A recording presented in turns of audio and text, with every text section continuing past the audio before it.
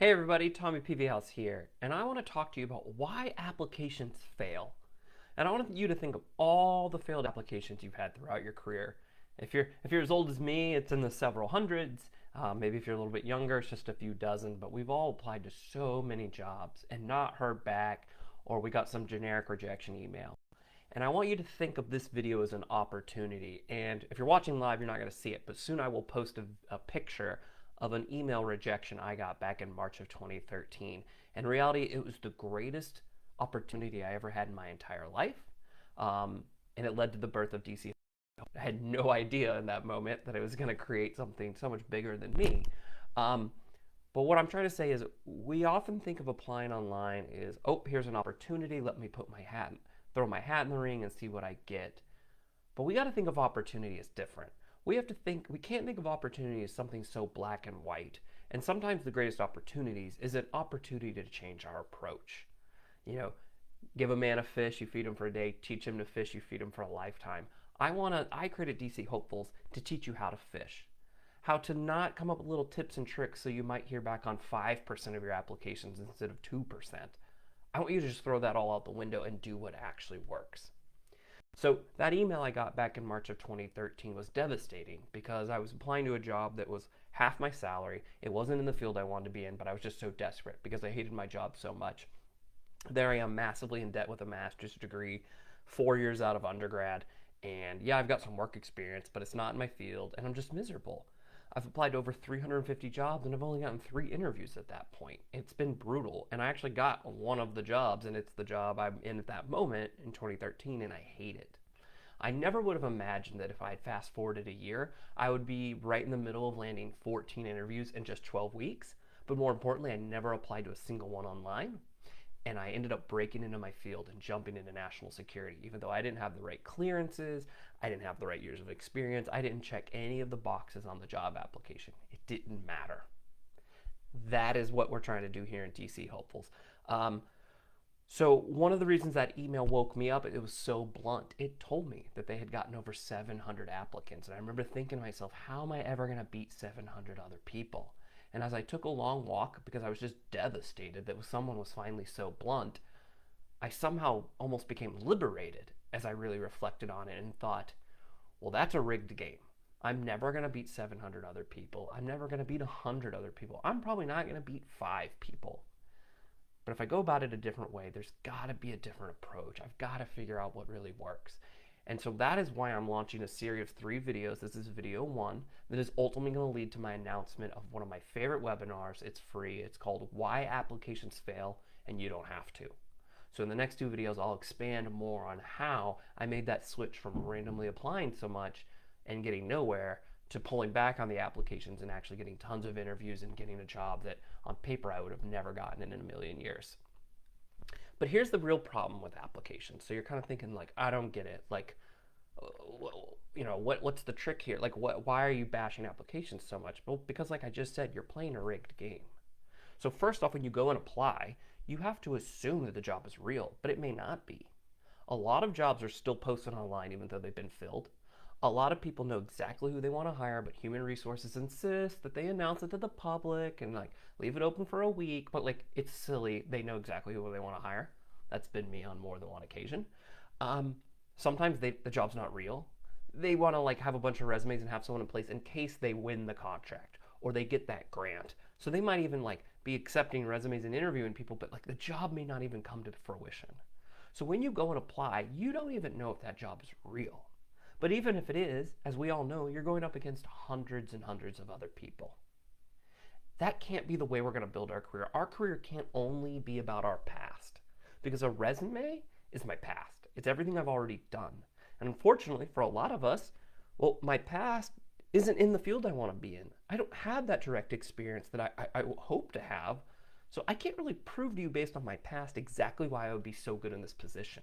I can tell you I studied that topic in school, and then I've got good other work experience, but to ask a hiring manager or an HR to like bring those two together, and I could try to write the greatest cover letter in the world, odds are they're not going to read it, right? They're going to play it safe, and they're going to hire that person with direct, exact experience that they're looking for. That person who's just making a lateral move to have an easier commute, That job's maybe 5,000 more than they're making right now, and they're just going to make that lateral move. Those are the people that are ultimately going to get those types of jobs. And unfortunately for all of us in this group, that's not a lot of you, right? I don't think you'd be in DC hopefuls if that was you.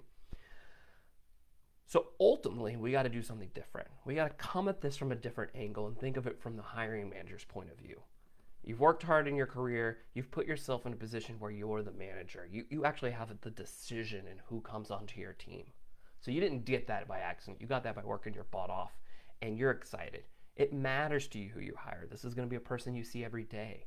If this person flops, your boss is going to be like, gee, that wasn't great judgment on you. They feel a lot of pressure and excitement in getting to hire this person most of the time. So ultimately, they're going to want to pick someone they really, really trust. And if it's a bunch of resumes of complete strangers, they're going to pick the person who seems the best on paper. Because odds are, here's the little dirty secret, almost all of us interview pretty well. Right? I will tell you that I've interviewed lots and lots of people, and I think maybe 2 ever didn't really do a good job. Rarely is it the interview that makes or breaks. It's usually you have your mind made up. The interview just kind of confirms, yep, she's my number 1. Yeah, he's my number 2. They both did okay in the interview, right?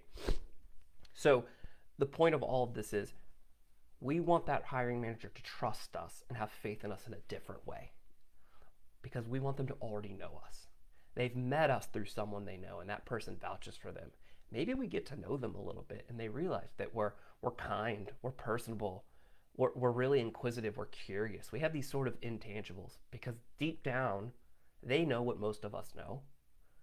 That dirty little secret that most jobs, especially in public policy, you got to learn it on the job, right? Most of the time, like no matter your experience, when you come in, like they're going to have to teach you and show you the ropes. Every job's a little bit different.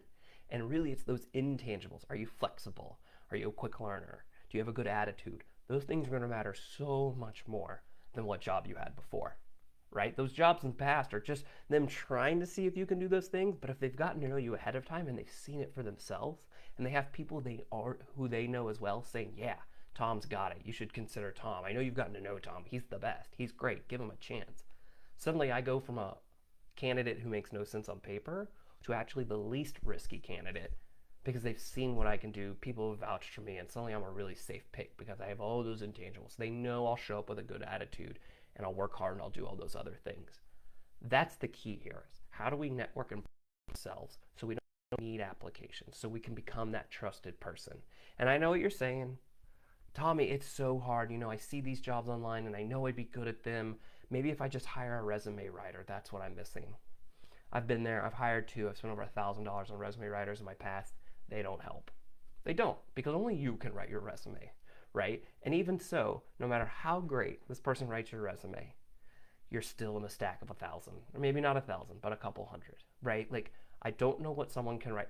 If I haven't worked in that field, they can't say that I have, right? They can only fluff up my experience so much, right? At the end of the day, I'm still going to lose out to that person with direct experience if all things are equal and they don't know any of the candidates.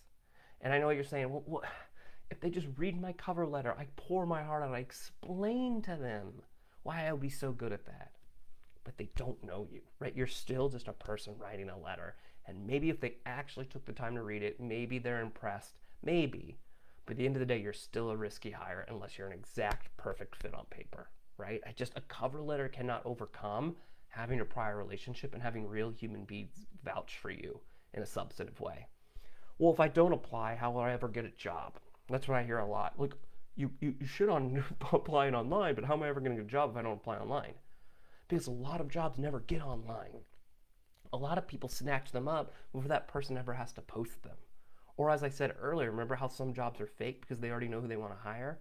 That's what I want for you. I want you to be that person they already know they want to hire, that they already really like. It's just a matter of a position coming open or the right position coming open, and they know that you're someone they really want to consider, or they've already made up their mind you're someone they want to hire, right? So I understand you got to stop thinking the world is so black and white that jobs come online and you try to fill them, you try to match yourself. Instead, think of people. Put jobs off to the side.